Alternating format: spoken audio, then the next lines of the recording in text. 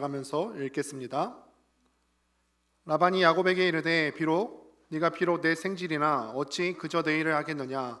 내 품삯을 어떻게 할지 내게 말하라. 라반에게 두 딸이 있으니 언니의 이름은 레아요 아우의 이름은 라헬이라. 레아는 시력이 약하고 라헬은 곱고 아리따우니. 더 사랑함으로 대답하되 내가 외삼촌의 작은 딸 라헬을 위하여 외삼촌에게 7년을 섬기리이다. 라반이 이르되 그를 내게 주는 것이 타인에게 주는 것보다 나으니 나와 함께 있으라.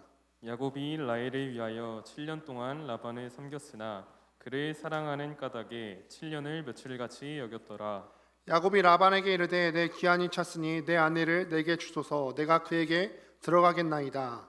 라반이 그곳 사람을 다 모아 잔치하고 저녁에 그의 딸 레아를 야곱에게로 데려가매 야곱이 그에게로 들어가니라. 라반이 또 그의 여종 실바를 그의 딸 레아에게 시녀로 주었더라. 야곱이 아침에 보니 레아라. 라반에게 이르되 외삼촌이 어찌하여 내게 이같이 행하셨나이까. 내가 라헬을 위하여 외삼촌을 섬기지 아니하였나이까. 외삼촌이 나를 속이심은 어찌 됨이니이까. 라반이 이르되 언니보다 아우를 먼저 주는 것은 우리 지방에서 하지 아니하는 바이라. 이를 위하여 7일을 채우라. 우리가 그도 내게 주리니 내가 또 나를 7년 동안 섬길지니라. 야곱이 그대로 하여 그 7일을 채우매 라반이 딸 라헬도 그에게 아내로 주고 라반이 또 그의 여종 비라를 그의 딸 라헬에게 주어 시녀가 되게 하매 야곱이 또한 라헬에게로 들어갔고 그가 레아보다 라헬을 더 사랑하여 다시 7년 동안 라반을 섬겼더라. 아멘.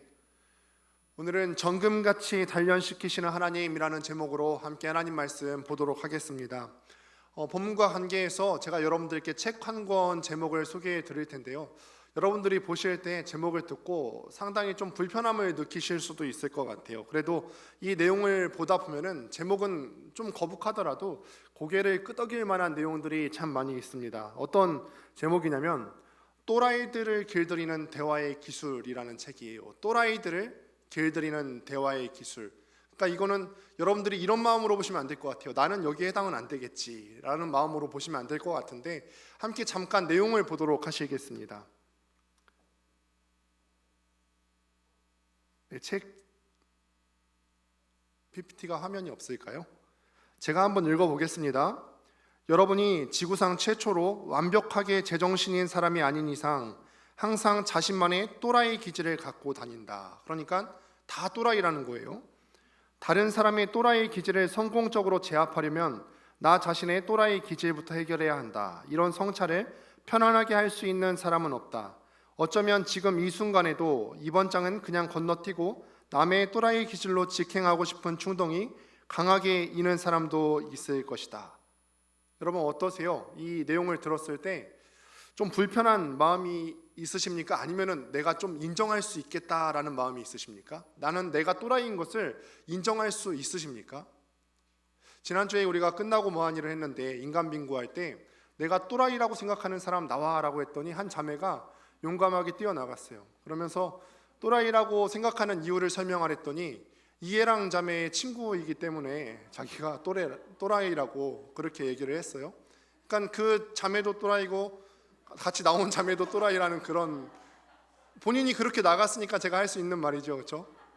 근데 여러분 우스갯소리입니다만 우리가 다 그런 기질이 있다는 거예요. 우리가 다 한편으로는 어그러진 부분이 있고 다 또라이 같은 마음이 있다는 것입니다. 저는 기독교 신앙서적이 아니라 일반 책입니다. 근데 우리가 누구냐면은 우리는 어떤 존재냐면은 믿는 사람으로서 거룩하시고 완전하신 하나님 존전에 늘 서야 하는 사람이고 늘 하나님의 이름을 입에 달고 살아야 하는 사람이죠. 우리가 늘 그렇게 마주하는 거룩하신 그분은 어떤 분이냐면 이 세상에서 유일하게 온전하게 완전하신 분, 유일하게 제정신이신 분, 유일하게 100% 온전하신 분이 바로 하나님이십니다. 그래서 내가 그 하나님 앞에 서게 된다면, 내가 하나님 앞에 서게 된다면 누가 또라이죠? 내가 또라이죠. 내가 또라이예요. 내가 또라이고 그런 그분 앞에서 내가 과연 무슨 말을 할 수 있겠습니까? 그분은 온전하신 분이시고 부족함이 있는 사람은 나인데 내가 그분 앞에 무슨 말을 할 수 있고 내가 그분 앞에서 누구를 또 비난할 수 있겠습니까? 그런데 사람들은요, 모두에게 다 이런 어긋난 기질이 있는데 나에게서 드러나는 이 못난 점을 어떻게든 덮어보려고 나보다 더 또라이 같은 사람, 나보다 더 못난 사람을 의식적으로 찾는다고 합니다. 그래서 이 사람의 못난 모습을 보면은 마음속으로 이렇게 위로를 하는 거예요. 그래, 나는 나한테도 비록 이런 못난 모습이 있지만 그래도 나는 쟤보다 낫지 않은가? 이런 생각을 한다는 거예요. 부부싸움이 왜 일어나죠? 결혼을 하시게 되면은 여러분들이 또 경험을 하실 수도 있게 될 터인데, 부부싸움이 일어나는 원인 중에 하나가 뭐냐면은, 그래 여보, 나도 내가 나쁜 거 알겠는데 그렇게 말하는 당신이 더 나빠, 이런 싸움, 이런 원인 때문에 부부싸움이 생겨난다고 합니다. 나도 피곤하지만 너도 피곤하지만 나는 더 피곤해. 너도 기분이 나쁘지만 나는 더 나빠. 늘 비교해서 누가 나보다 더 나쁘고 누가 나보다 더 어려운 상황에 처해 있는가, 자꾸 이거 찾는 거죠. 그래서 점점 더 상황이, 우리가 처한 상황이 점점 더 어려워지는 것입니다. 더 나아가면은 그를 비판하고 또 옆에 있는 사람을 공격합니다. 그래야 옆에 있는 사람을 흠을 잡아서 공격을 해야지 내가 그나마 좀 선해 보일 수 있다고 생각을 하죠. 그래서 아무것도 모르는 제3자가 보게 된다면은, 누군가 비난하는 그 사람의 소리를 듣자면은, 그래, 비난하는 저 사람은 그래도 냉철해 보이고 이상적이게 보이고 그래도 저 사람은 좀 괜찮아 보이는구나, 똑똑해 보이는구나. 그러나 우리가 그렇게 늘 입에 달고 사는 하나님은 다 아시죠. 다 아십니다. 내 속에 어떤 마음이 있는지 다 아시고, 내가 늘 남을 비난해서 나를 세우려고 하지만, 의인인 척 하려고 하지만 하나님께서는 그런 내 속에 있는 더러운 것들을 다 아신다는 말이죠. 내 속에 또라이 기질이 있다는 것을 하나님께서는 다 아시고 우리는 그분을 속일 수가 없습니다. 다윗의 이야기를 아마 다들 아실 것입니다. 그 이야기를 통해서, 다윗의 인생을 통해서 우리가 배울 수 있는 점은 무엇이냐면, 지도자들이 하나님을 과연 얼마나 두려워해야 하는가입니다. 하나님께서는요, 어떤 민족의 지도자, 헌 교회의 지도자, 공동체의 지도자들을 그냥 두지 않으시죠. 막 훈련시키십니다. 지도자들의 내면 속에 있는 그 또라이 기질, 어긋난 부분, 뾰족한 부분들을 그냥 두지 않으세요. 왜 그럴까요?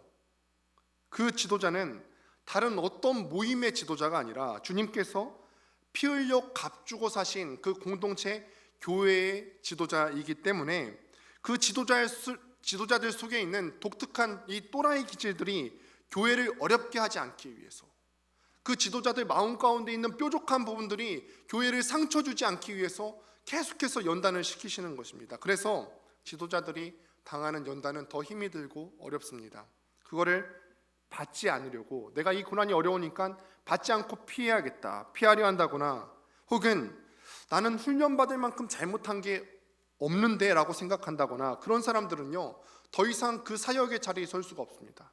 여기에 또 소그룹 리더로 섬기시는 분들, 또 리더십의 위치로 섬기시는 분들도 많이 있을 텐데요, 내가 더 이상 연단 받기를 포기한다거나, 아니면은 나는 더 이상 연단 받을 만큼 잘못한 게 없는데 나는 충분한데 라고 생각하신다면, 더 이상 하나님께서는 그 사람을 그 자리에 두지 않으십니다. 왜냐하면은 하나님께서 교회를 자기 피로 값주고 사신 것으로 보고 계시기 때문에 그 자리를 아무에게나 맡기지 않으십니다. 그렇기 때문에 오늘 이 제가 설명해 드린 이 책의 제목이나 내용은 우리에게 너무 큰 부담으로 오게 된다는 사실이죠. 오늘 말씀을 전할 내용도 제게는 너무너무나 큰 부담으로 다가왔습니다. 지난 시간에 우리가 다시 한번 창세기의 내용을 되돌아볼 텐데요, 5월 동안에 우리가 주제 설교를 하면서 창세기 본문을 잠깐 멈추었었는데, 지난 창세기 내용까지 어떤 일이 있었냐면은 너무너무 못난 사람 야곱에 대해서 다루고 있었어요. 너무너무 못났다. 왜 못났다고 설명하냐면, 하나님께서 이 야곱에게 축복을 주실 텐데 하나님의 축복을 하나님의 방법과 반대되는 방법으로 받아내려고 했던 그 못난 사람 야곱, 이 야곱을 베델에서 하나님께서 만나주신 부분에 대해서 우리가 살펴보았습니다. 아무도 야곱을 좋아하지 않죠. 아무도 야곱을 좋아하지 않습니다. 아버지도 형도 지금은 그의 곁에 없고요, 그를 그나마 좋아해줬던 어머니도 더 이상 그를 곁에 둘 수 없어서, 더 이상 그와 함께 할 수 없어서 내보내야 되는 그런 상황이었어요. 77세라고 그랬어요. 이 야곱이 집을 떠나올 때 나이 77세. 그 노구를 이끌고 브엘세바, 원래 이 야곱이 가족들과 함께 살던 동네 이름이 브엘세바였는데 브엘세바를 떠나서 베델까지 걸어가는데 그 거리가 100km. 얼마나 힘이 들었겠습니까? 아무도 받아주지 않는 이 못난 기질 또라이 야곱이었지만 하늘의 하나님께서는 이 베델에서 그를 불쌍히 여기시는 거예요. 아무도 이 사람을 좋아해 주지 않고 아무도 이 사람 곁에 없고 홀로 있는데 하나님께서는 그 못난 사람 야곱을 그냥 두지 않으시는 겁니다. 찾아와 주셨죠. 그리고 꿈에서 하늘이 열리게 해주시고 약속해 주시는 말씀이 무엇이냐면 내가 너를 사랑한다, 내가 너를 이해한다, 내가 너를 보호할 것이고 너가 걷는 이 먼 여정 가운데서 동행해 줄 것이고 네가 이 땅에 다시 돌아오게 될 터인데 앞으로 너의 자녀들이 많아지게 할 것이다. 이렇게 약속을 하셨습니다. 그래서 저는 이 말씀을 묵상해 봅니다. 그래, 성경 중에서 가장 스펙타클한 장면이 있다면 아마 홍해가 갈라지는 장면이 아닐까라고 한번 생각을 해봤어요. 분명히 말씀 가운데 기록된 바에 의하면 홍해가 그냥 바람 불듯이 살짝 갈라지는 것이 아니라 물 옆이 양쪽으로 벽이 되었다고 기록을 하거든요. 굉장히 스펙타클했을 것 같아요. 그리고 성경에서 가장 감동적인 몇 장면을 뽑아 본다고 한다면은 바로 지난번 말씀에서와 같이 베델에서 이런 못난 사람 인생인 야곱을 찾아와 주시는 그 하나님의 은혜의 베델의 장면이 아닐까라는 생각을 해보았어요. 우리 한번 지도를 한번 보도록 하겠습니다. 야곱이 걸어가는 여정의 지도가 있는데요. 네, 한번 보시면은 먼저 야곱과 가족들이 살았던 지역의 이름이 브엘세바라는 곳입니다. 이제 여러분들이 화면 왼쪽 하단에 보시면 작은 글씨로 써져 있는데 그 브엘세바에서 베델까지 한 100km 정도를 걸어 올라갑니다. 이게 얼마나 힘들었겠습니까? 이 베델에서 바다나람까지 또 올라가야 돼요. 하나님을 만나고 나서 나머지 여정을 바다나람 그 지역 땅에 있는 하란까지 올라가야 되는데 그 지역까지는 900km를 더 가야 합니다. 아직도 100km를 갔지만 900km, 9배를 더 가야 한다는 것이죠. 지금까지 걸어온 길에 9배를 더 걸어가야 합니다. 여러분께 한번 물어봅니다. 이제는 화면을 내려주셔도 괜찮습니다. 브엘세바에서 베델까지가 거리가 100km였는데 브엘세바에서 베델까지 가는 100km가 힘들었을까요? 아니면은 베델에서 하란 땅까지 가는 그 900km가 힘들었을까요? 베델에서 베델까지 갔을 때는 어떤 야곱의 마음 가운데 확신이 없었어요. 그런데 베델에서 하나님이 함께해 주시겠다고 약속을 하셨죠. 그 약속의 말씀을 받은 후에 900km가 더 힘들었을까요? 아니면은 처음 출발했을 때 100km가 힘들었을까요? 저는 믿습니다. 하나님 없이 걸은 이 100km보다 하나님과 함께 아무리 9배가 먼 거리라고 할지라도 하나님의 약속을 가지고 보호와 인도의 확신을 가지고 걸어가는 그 900km가 더 가볍고 더 의미 있는 행복한 길이라고 믿습니다. 그래서 제가 또 여러분들한테 기대하면서 바라는 것은 저와 여러분들이 우리가 걷는 인생길이 비록 쉽지 않습니다. 짧지 않습니다. 먼 여정이라 할지라도 하나님께서 우리와 함께 하신다는 사실을 믿으며 하나님과 동행하며 살아갈 수 있는 여러분들 다 되시기를 주님의 이름으로 축원드립니다. 그렇게 한참을 걸었어요. 추정컨대 한 달 정도를 걸었겠죠. 20일에서 한 30일 정도를 걸었을 것입니다. 걸어서 하란에 있는 한 어귀에 도착해서 동네에 이르렀더니 그 마을 어귀에 우물이 하나 있습니다. 아주 역사적인 우물이죠. 근데 그 우물 앞에 기다리고 있으니까 사람들이 한 명, 두 명씩 다 모여들기 시작하는 거예요. 양떼들도 모이기 시작하고 가축들이나 짐승들도 다 그 마을 우물가로 다 모이기 시작했죠. 당시에 우물이라고 하는 것은요, 고대 근동 지방에서 너무너무 귀했고 또 아무나 팔 수 없고 그만큼 이 우물이 귀했기 때문에 아무나 함부로 열 수 없도록 그 우물 뚜껑에다가 거대한 돌을 올려놓습니다. 왜 그런가 하면은 그 지역이 모래바람이 많이 불기 때문에 그렇고 가축들이 왕래를 하는 곳이었기 때문에 그런 것들로부터 물의 오염을 막기 위해서 우물 뚜껑을 막고 그 위에다 무거운 돌을 얹어 놓는 것입니다. 그러면 언제 여는가 하면은 한두 사람이 목마르다고 여기는 것이 아니라 여러 사람이 모였을 때, 마을에 많은 사람들이 함께 다 모였을 때, 짐승까지 다 모였을 때 많은 사람들의 합의하에서 그 우물 위에 뚜껑을 열어볼 수 있도록 하였습니다. 야곱도 그 우물 곁에 섰는데 사람들이 모이기 시작했고 사람들한테 자기의 신분을 설명하기 시작하겠죠. 나는 여기서 온 누구누구인데 혹시 이곳에 사는 라반이라고 하는 사람을 아느냐라고 물었을 겁니다. 그러니까 사람들이 묻죠. 라반, 내가 잘 안다. 내가 잘 안다. 저기 보라. 저기 오는 저 여자가 바로 라반의 딸 라헬이다. 야곱이 먼 여정을 떠나왔어요. 1000km를 걸어와서 드디어 자기의 생질 혈육 하나를 만나게 된 것입니다. 평소에 이 라반과 이 야곱은 알고 지내는 사이 아닙니다. 이 야곱과 라헬도 평소에 알고 지내는 사이는 아니에요. 멀리 떨어져 있었기 때문에 오랫동안 보지 못했던 형제일 뿐입니다. 그래서 멀리서 보이는 거예요. 이 사람이 1000km를 걸어왔으니 얼마나 고됐겠습니까? 또 얼마나 반가웠겠습니까? 그래서 라헬에게 달려가서 반가운 표시를 막 합니다. 그리고 나서 입을 맞추고 껴안고 이 야곱이 그 앞에서 펑펑 울기 시작해요. 여러분, 죄인도 때로는 부족한 사람도 이 또라이라고 하는 야곱도 울고 싶어요. 우리 모두가 다 울고 싶을 때가 있죠. 죄인은요 더더욱 그렇습니다. 죄인은 울 자격이 없다고요? 죄인도 다 울고 싶은 마음이 있어요. 오히려 죄인들은요 마음 가운데 있는 죄짐을 안고 살아가느냐고 더더욱 울고 싶은 마음이 있을 때가 있어요. 그 1000km를 걸어왔는데 내가 왜 여기까지 왔나 생각이 들 수도 있었겠고요. 라헬을 보고는 저 사람이 바로 내 생질이라 생각하니까 참고 있던 울음이 터져버리고 말았네요. 펑펑 웁니다. 그런데 확실히 이제 고생을 해서 그런가요? 좀 달라진 삶의 모습들이 있는데 이 사람이 여태까지는 늘 남의 것을 빼앗고 얻어먹던 야곱이었는데 그 야곱이 거대한 돌을 자기가 다 직접 옮겨서 우물물을 열어줍니다. 자기는 그 우물에 대한 어떤 주권도 없는 이방인이에요. 마을 사람도 아닙니다. 그런데 이 사람이 이 야곱이 직접 바위를 들어서 옮겼고 그 많은 양들에게 물을 직접 다 먹이는 선을 베풀고 맙니다. 야곱이 이제는 그 고생 끝에 이 사람이 바뀌었나 봅니다. 이런 과정을 다 지켜보던 라헬이 사람들을 보내서 자기 집에 라반에게 이렇게 전달을 합니다. 아버지, 드디어 지금 혈육인 야곱이 우리 집에 왔습니다. 저 먼 땅에서 우리의 혈육이라고 하는 야곱이 우리 집에 찾아왔습니다. 그래서 라반이 막 뛰어왔습니다. 자기 외삼촌을 드디어 만난 거죠. 그래서 오늘 본문 가운데 말씀을 보면은 외삼촌을 만나자마자 그에게 과거에 있었던 모든 일들을 다 얘기했다고 본문 말씀이 기록을 합니다. 그러면은 그 과거에 있었던 모든 일들을 얘기했다고 했을 때 모든 일들은 과연 어떤 내용일까요? 삼촌, 지금까지 우리 아버지 이삭과 또 라반 외삼촌이 오랫동안 멀리 떨어져 있었는데 하나님의 은혜로 지금 우리 집안이 부자가 됐고 우리 아버지 파는 우물마다 다 물이 샘솟아 나오고 이런 것들을 얘기했을까요? 그러지 않았어요.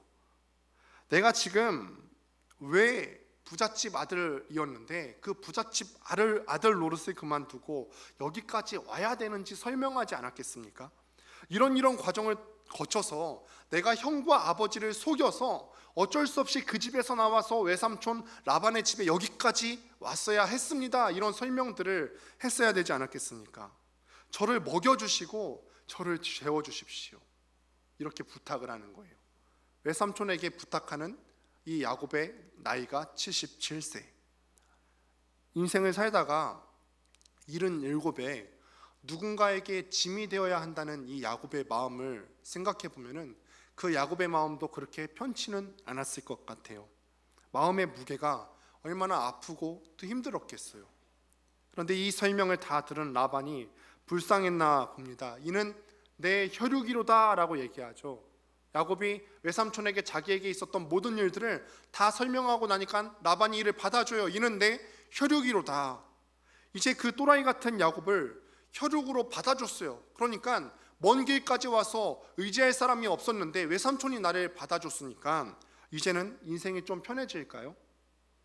이제 나를 맞아주는 사람이 있으니까 그 집에 가서 있으면은 내 인생이 좀 펴고 지금까지 고통스러웠던 그 모든 것들이 날아갈 만큼 편해질까요?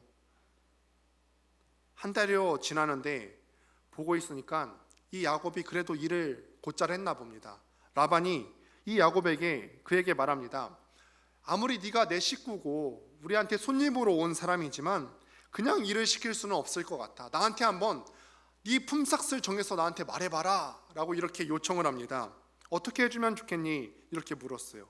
그리고 나서 오늘 본문을 자세히 보시게 되면은 갑자기 성경 내용의 본문이 바뀌게 됩니다. 갑자기 레아와 라헬 이야기로 이야기 내용이 전환이 돼요. 무슨 뜻이죠? 분명히 외삼촌 라반이 야곱에게 너 얼마 받을래? 일하고 얼마 받을래? 라고 물었는데 성경에서는 이야기를 전환시켜요. 레아와 라헬 이야기로 전환을 시키는데 야곱 속에는 돈이 필요 없어요. 누구만 있으면 되죠? 사람만 있으면 되죠. 사람 중에서도 라헬만 있으면 됩니다. 왜 그렇죠? 라헬이 너무너무 예뻤기 때문에 그렇습니다. 그런데 오늘 본문 17절에서 보면은 번역이 어려운 부분이 있는데 17절 말씀에 보면은 레아의 시력이 약했다라고 번역이 되어 있습니다. 바로 이 내용인데 레아는 시력이 약했고 라헬은 곱고 아리따웠다 이렇게 설명이 되어 있어요. 당연하죠. 우리가 곱고 예쁜 사람을 마다할 이유가 어디 있겠습니까? 형제분들 그렇지 않습니까? 곱고 예쁜 사람이 나타나면은 우리가 마다할 이유가 있습니까? 그런데 이 히브리어 단어가요 사실은 만만치 않은 단어입니다. 그래서 여러 번역본들을 제가 한번 확인시켜 드릴 텐데 재미있습니다. 한번 화면을 보시겠습니다. NASB나 NIV 성경을 보면은 또 독일어 성경까지도 보게 되면은 보통 시력이 약했다는 뜻으로 번역이 됩니다. 레아의 눈이 약했다. 혹은 또 다른 성경에서는 독일어 성경에서는 글렌스로스라고 하는데 이거는 희미하다, 흐릿하다라는 단어를 의미를 갖고 있습니다. 레아는 눈이 희미했대요. 그러니까 사람들이 레아를 봤을 때 아마도 뭐 눈을 꿈뻑꿈뻑할 만큼 레아가 그렇게 마음에 들지는 않았나 봅니다. 그런데 다른 번역은요 이것과 이런 것처럼 번역한 것과는 전혀 다르게 번역을 하는데 다시 한번 보도록 하겠습니다.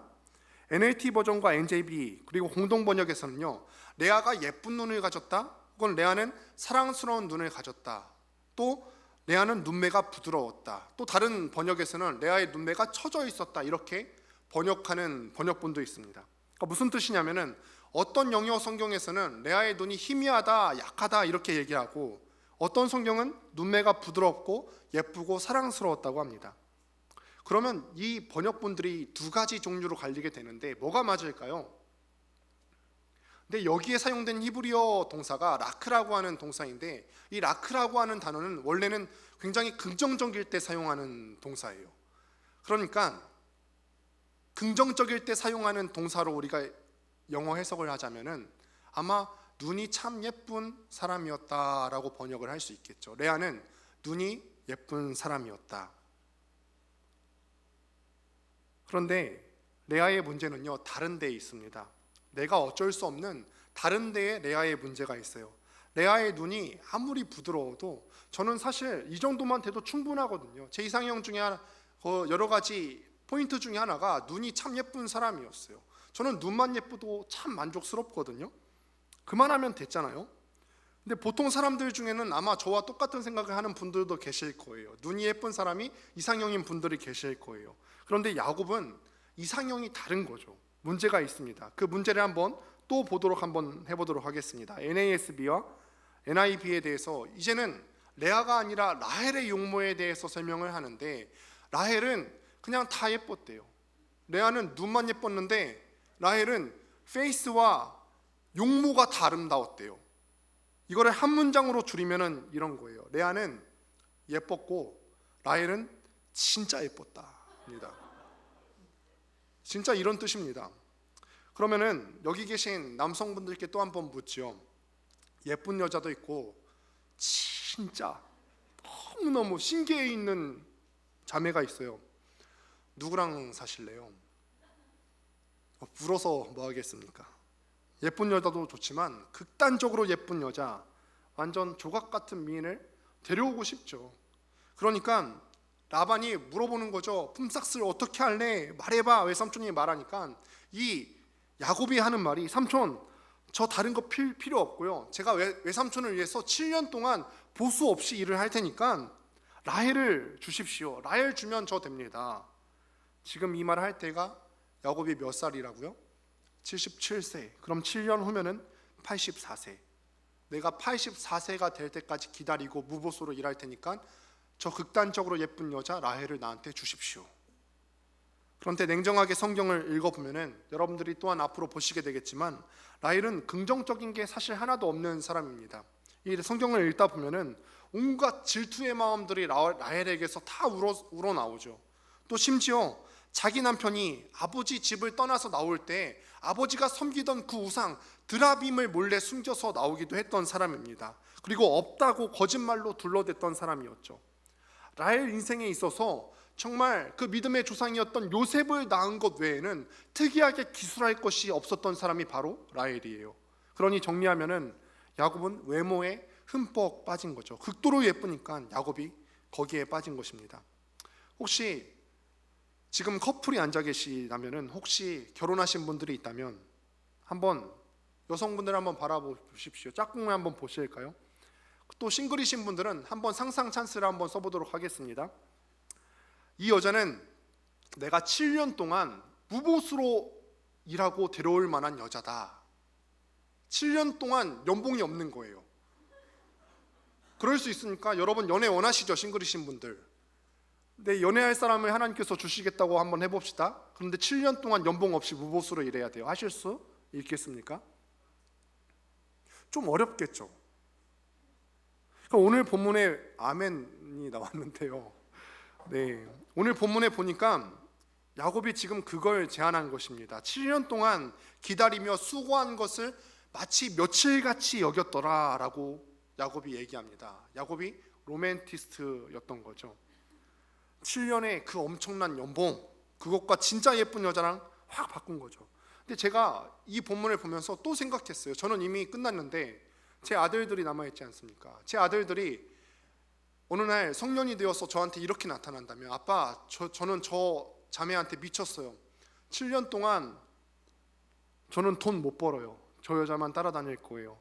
저는 이렇게 따라다니면은 정말 속이 터질 것 같아요.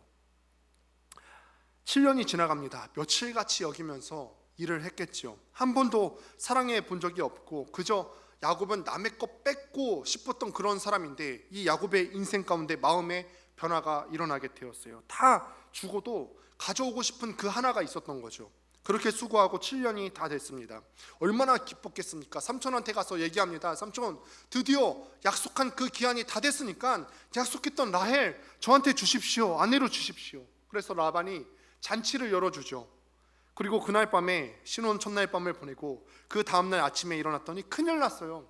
자기가 동침한 여자가 7년을 며칠같이 여기게 만들었던 극도로 아름다운 그 여인이 아니라 눈만 예쁜 레아가 잠들어 있었어요. 그나마 예쁜 눈도 감고서 자고 있는 거예요. 그래서 삼촌에게 찾아가서 25절에서 이렇게 말합니다. 삼촌이 나를 속이심은 어찌됨이니까? 왜 삼촌 나를 속이셨습니까? 속인 게 맞습니다. 외삼촌 라반이 우연히 그냥 그 지방 법률이 그랬기 때문에 그런 것이 아니라 속인 게 맞습니다. 왜 나를 속이셨습니까? 그러니 라반이 하는 말이 너무 마음 아픈 말인데, 우리 지방에서는 언니보다 동생이 먼저 시집가는 경우가 없다. 그 말을 하면서 25절, 26절에 나오는 이 두 대화를 한번 포개서 보도록 하겠습니다. 자, 보시면은 이렇게 돼 있어요. 외삼촌이 나를 속이심은 어찌됨이니까? 또 밑에 보면은 언니보다 아우를 먼저 주는 것은 우리 지방에서 하지 아니하는 바이라라고 되어 있는데, 여러분들 동그라미를 한번 칠 단어는 외삼촌이 나를 속이심을 한번 동그라미를 한번 쳐보실까요? 속이심. 또 밑에는 언니 동그라미 하시고요, 아우 동그라미 하시고요, 먼저 동그라미를 한번 해보실까요? 총 4개 동그라미죠. 속이심, 언니, 아우, 먼저. 여러분, 이 4단어를 봤을 때 연상되는 장면이 없으십니까? 어디서 봤던 것 같은데? 어떤 장면이죠? 7년 전에 야곱이 했던 거예요. 야곱이 자기 형한테, 자기 아버지한테 다 했던 거죠. 아니, 형이면 다냐고, 형이면은 장자권도 갖고 축복도 받느냐고, 저거 내가 먼저 가질 거라고. 형이 도착하기 전에 내가 먼저 도착해서 아버지도 속이고 형도 속이고 해서 내가 그 축복 받을 거라고. 7년 전에 자기가 아버지와 형에게 했던 행동이 그대로 자기에게 돌아오고 있어요. 이 창세기의 저자는요, 야곱이 아니라 모세지요.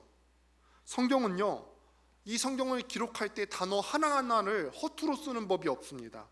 야곱은요, 아마 이 상황을 겪고 있을 때, 지금 이 상황을 겪고 있을 때 자기의 과거와 연상되어서 생각하지는 못했을 수도 있어요. 그러나 모세는 분명히 이 구절을 쓰면서 야곱의 과거를 연상시켰을 겁니다. 여러분, 무섭죠. 이 본문 보면은 참 무섭다라는 생각이 들어요.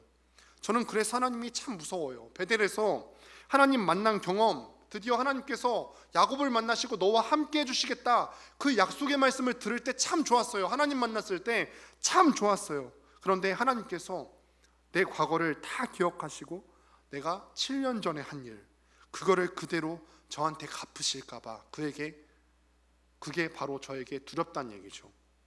외삼촌이 나를 속이시면 어찌 됨이니까, 어찌 되다뇨. 정말 이 야곱이 몰라서 묻습니까? 외삼촌이 속인 게 맞습니다. 속인 게 아니라면은 처음부터 얘기했어야죠. 우리 지방에는 이런 관습이 있다. 내 둘째 딸 라헬이 너무 예뻐서 너가 나한테 달라고 한다마는 우리 지방에서는 언니를 먼저 보내지 동생이 먼저 시집가는 법이 없다. 그러니 동생도 데려가고 또 수고하고 둘째 데려가라. 이거를 먼저 얘기했어야죠.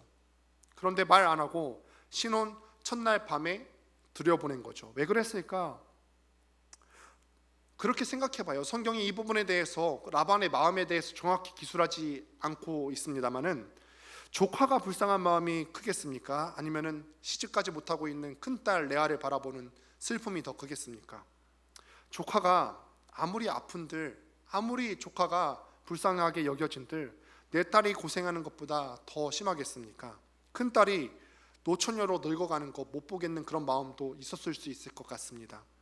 레아의 마음은 또 어떻겠습니까? 레아의 마음, 자기가 아닌 걸 알아요. 이 야곱에게 들어갈 사람이 자기가 아닌 걸 압니다. 남편 될 사람을 속이고 첫날 밤을 보내는 이 레아의 마음, 여자로서 무너지지 않았겠습니까?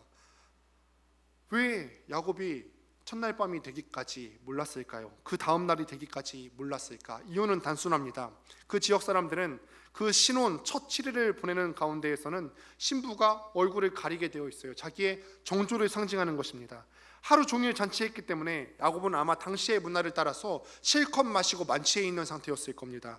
그래서 늦은 밤에 만취한 채로 신부가 얼굴을 가리고 있으니까 그날 첫날 밤을 보낸 거고, 아침에 일어나 보니까 라헬이 아니라 레아였던 거죠. 외삼촌이 나를 속이시면 어찌 됨이니까 7년 전을 기억했어야만 하죠. 처음에 말씀드렸습니다. 야곱이 베델에서 하나님을 만난 것은 너무너무 은혜스럽고 감격스러운 일이에요. 야곱이 그 베델에서 하나님을 만나고 바로 천국 갔으면 이런 고난 안 겪었어도 되죠. 그런데 문제는 뭐냐면 우리가 주님을 만나고 나서 바로 천국으로 가지 않는다는 데 있습니다.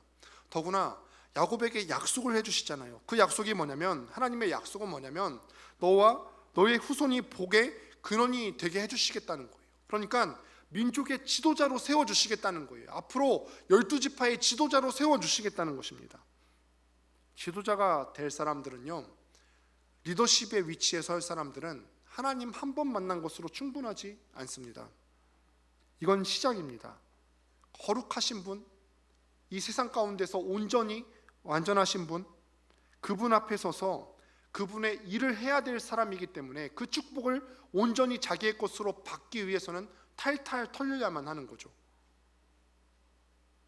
내가 얼마나 또라이인지, 내가 얼마나 내 속 가운데 모난 부분이 있는지를 발견해야 되고요.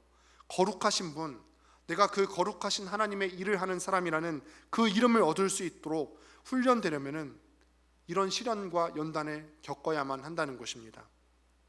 여러분, 하나님께서는요, 사람을 속이거나 사람에게 속지 않으시는 분이십니다. 사람은요, 어떤 사람이 갖고 있는 직분에 속을 수 있어요. 또 사람은요, 어떤 사람이 뭐뭐 하는 채 하는 데 속을 수 있으나 하나님께서는 직분에 속으시지도 않고 우리가 뭐뭐 하는 채 하는 거, 그거에도 속지 않으십니다. 우리가 거룩한 채 하는 거에도 하나님께서는 속지 않으시고 우리의 마음의 중심을 보십니다. 그 속에 지금 야곱이 하나님의 역사 가운데 들어온 것입니다. 야곱이 하나님께서 베델에서 약속하신 대로 12지파의 지도자가 되어서 마침내 하나님께서 쓰실 지도자가 될 것이기 때문에 하나님께서는 야곱이 지금 속임당하는 그 과정을 그대로 보고 계시는 것입니다. 그리고 어떻게 하죠? 깜짝 놀랐지만 그 법을 따라서 레아와 함께 야곱이 7일을 다 보냅니다. 마음이 어떻겠습니까? 그래도 눈이라도 예쁘니까 이 야곱이 거기에 만족하면서 좋아할까요? 7년을 사랑한 여자가 있는데 그 여자를 두고 그 여자의 언니와 7일 동안의 허니문을 보내야 합니다. 그리고 그 7일이 지나자 자기가 원래 그토록 사모했던 사랑했던 그 여자를 함께 살 허락을 받게 되었습니다. 야곱의 신혼이 완전히 엉망이 되어버렸어요. 망가진 거죠. 그리고 또 7년을 무료 봉사해야 됩니다. 그래서 저는 또 하나님이 두렵습니다. 참 무서운 부분이 있습니다. 그런 부분이 있는가 하면요, 저는 또한 하나님을 기대하는 마음이 있습니다. 왜 그렇습니까? 왜 하나님께 이런 무서운 부분도 우리가 두려운 마음도 있지만 왜 우리가 하나님을 기대할 수 있냐면은 나의 또라이 기질, 나에게 있는 모난 기질, 그거를 잘 아시는 하나님께서 내 속에 있는 것들을 다 씻어내시지 않겠습니까? 그 씻어내시고 나면은 내가 지금 연단받고 훈련받는 자리에서 내가 도망치지만 않는다면, 내가 연단받고 훈련받는 과정 속에 하나님 저 못하겠어요, 혹은 하나님 저는 훈련받고 연단받을 만한 잘못을 한 적이 없는데요 라고 부인하지만 않게 된다면, 하나님께서 나의 때를 다 벗기시고 나면은 하나님께서 저를 정금같이 세워질 것이 기대가 되어지기 때문에 그렇습니다. 하나님께서 마찬가지로 여러분들을 그렇게 세우시지 않겠습니까? 여러분들에게 이런 연단과 시련을 주시는 목적이 딱 하나 있죠. 하나님께서 원하시는 거룩한 존재로 세워져 가는 거, 하나님께서 원하시는 거, 여러분들에게 원하시는 거 그거거든요. 그 거룩한 존재로 세워져 감을 받기 위해서 연단이 있을 수 있고 시련이 있을 수 있는데, 나는 충분하다고 여기면서 그 연단을 피하시겠습니까? 아니면 너무 힘들다고 나는 정금같이 되는 거 좋겠지만 이 과정을 겪는 게 너무 힘들어, 그러니까 난 못하겠어, 회피하시겠습니까? 여러분, 두렵지만 또한 우리를 정금같이 연단시키시는 그 하나님을 기대하실 수 있게 되기를 바랍니다. 말씀을 맺겠습니다. 때로는 여러분들 가운데 7년의 기다림, 오랜 시간이 지났는데 이 기다림이 물거품이 되는 어려움을 경험할 수도 있을 것 같아요. 혹은 야곱이 외삼촌 라반에게 속은 것처럼 사람들이 왜 나를 속이냐고, 왜 나는 이렇게 인생을 살면서 나만 이렇게 억울한 일을 겪느냐고 말하고 싶을 겁니다.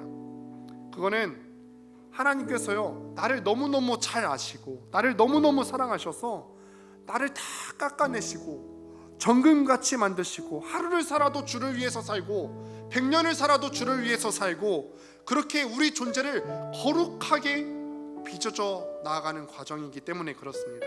여러분, 그래서 여러분들에게 축복합니다. 비록 우리 삶 가운데 연단이 있을 수 있지만, 그런 연단을 받느냐 우리 마음 가운데 두려움이 있을 수 있지만, 두려움에서 끝나고 무너지는 것이 아니라 기대해 봅시다.